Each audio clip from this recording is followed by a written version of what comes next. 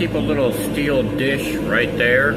Has coconut oil in it. I'm trying to use food-safe oils that aren't toxic to blacken and cook into the end product. I know I'm sending these out to a lot more humid states than mine. I don't want them to arrive here rusty. So I found a good food-safe oil to basically give these things a nice, weatherization of sorts.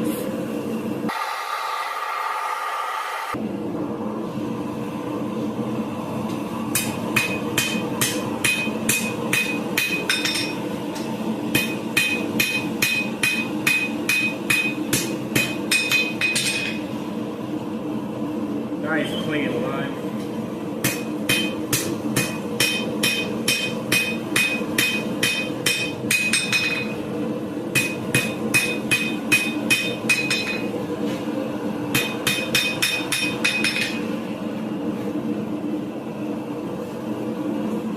There we go. We gained some on that for sure. I think I might go in for the eyelet now, and then to the twist.